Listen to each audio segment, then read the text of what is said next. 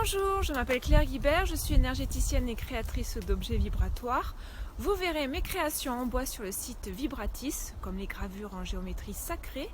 Donc ce sont des réceptacles gravés sur du bois recyclé qui est utilisé principalement pour informer son eau de consommation au quotidien et donc aussi de purifier les minéraux. Je grave l'arbre de vie, la fleur de vie, la graine de vie, la merkaba, le triskel d'Estrogir, le triskel lévogir et plus récemment au laser Métatron et Sri Yantra. Vous avez une vidéo et un article traitant chacune de ces ondes de forme, je vous laisse les découvrir sur la chaîne Vibratis. Je crée aussi des pendules taillées sur un tour à bois. Ce bois est majoritairement de l'épine noire qui comporte les mêmes vertus que le buis avec une notion sacrée.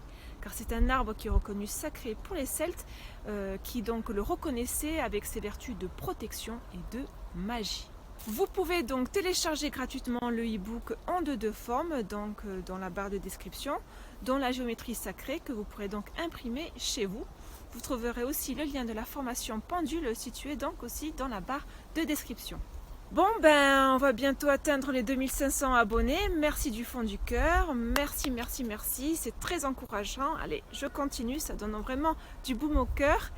Et pour ceux qui ne l'ont pas encore fait et qui ont envie, n'oubliez pas de liker, de vous abonner et de partager. Donc aujourd'hui, nous allons évoquer un symbole des plus anciens et mystiques, le Sri Yantra. Allez, c'est parti.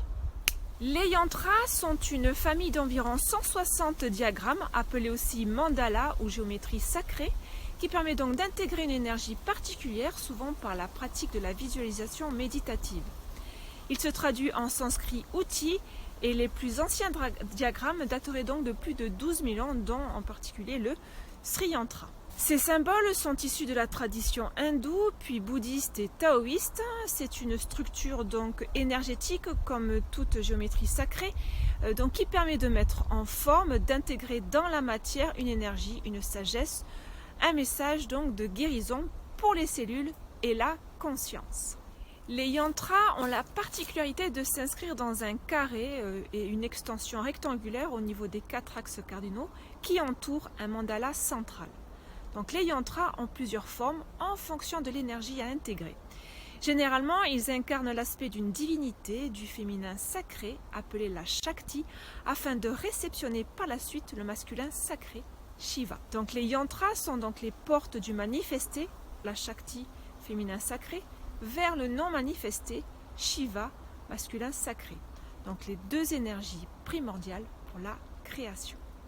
Le Sri Yantra est un symbole très ancien, très riche, donc qui est daté de plus de 12 000 ans, mais son origine reste inconnue. Son nom se traduit instrument sacré. Donc ce symbole est constitué de 9 triangles, 4 triangles pointant en haut, aspect masculin, le feu, Shiva, et 5 triangles pointant en bas, aspect féminin, l'eau, la Shakti. Ils sont tous imbriqués, formant par la suite 43 triangles et autour d'un point appelé Bindu, qui représente donc l'énergie, le centre où a lieu donc la création. Donc le cercle représente la roue, le chakra, l'air. Donc le carré incarne la terre et la fleur de lotus pour la pureté.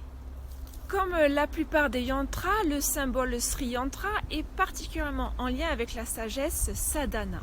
La sadhana est issue donc de la tradition hindoue et bouddhiste. C'est le cheminement spirituel par l'effort, par diverses pratiques afin de se purifier et de se réaliser. La méditation, la visualisation donc de ce mandala, le yoga et les rituels quotidiens font partie de la sadhana. Le Sri Yantra a une place privilégiée dans la tradition hindoue, en particulier yogi. On l'appelle le diagramme de l'univers. Il aurait pour fonction, par la pratique méditative, d'unir et d'éprouver le lien entre le microcosme et le macrocosme, d'unir l'être de plus en plus consciemment vers le grand tout. Il illustre donc l'Advaita, une philosophie hindoue qui prône la non-dualité pour l'unité. Que d'un point de vue analyse graphique, son cheminement est de partir du carré de la Terre, de la matérialité, et de s'approcher progressivement au point central, l'unité, d'atteindre notre point d'origine pour ensuite contacter l'origine même de toute création. Ce symbole représenterait aussi graphiquement le Sanatana Dharma, ce qui veut dire la loi éternelle. Ces lois qui sont les forces d'équilibre de la création et sont souvent décrites dans les textes sacrés datant de plus de 5000 ans, appelés les Védas dans la tradition hindoue.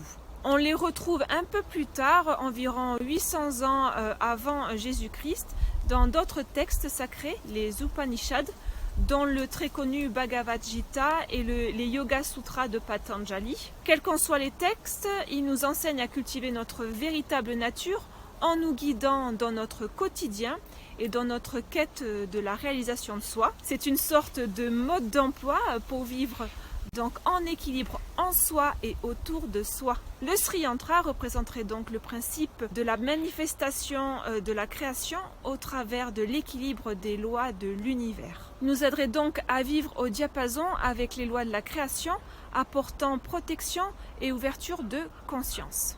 La signature vibratoire du Sri Yantra est riche et complexe à la fois, donc voici aussi, je vous propose diverses significations supplémentaires afin de mieux saisir sa vibration.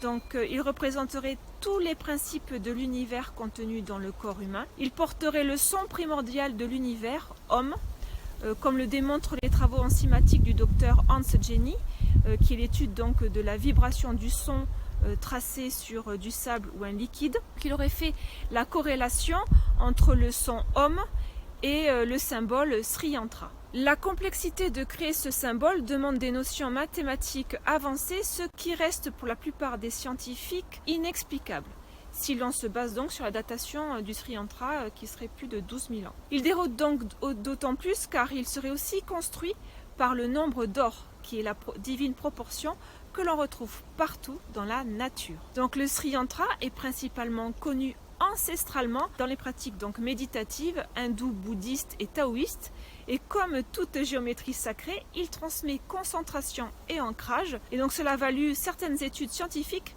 pour déduire que cette pratique favorisait aussi l'échange entre le cerveau droit et le cerveau gauche, permettant donc un meilleur équilibre psycho-émotionnel.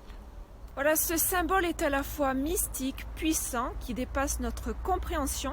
Il est avant tout un initiateur pour notre croissance personnelle. Il nous accompagne à tendre vers la source afin de désamorcer toute dualité pour l'unité. On peut comprendre donc que cette fascination pour le Sri Yantra depuis des millénaires apporterait probablement paix et protection.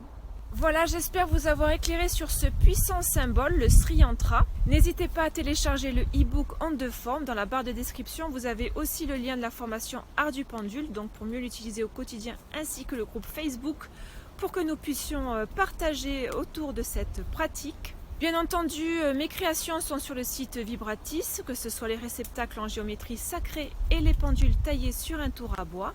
Me voilà bientôt à la fin donc de notre série vidéo au sujet donc de la géométrie sacrée. Nous développerons donc d'autres sujets autour du monde vibratoire. Et en attendant, n'hésitez pas à liker, à vous abonner, à partager, c'est très précieux. Je vous dis à très bientôt et surtout, prenez soin de vous.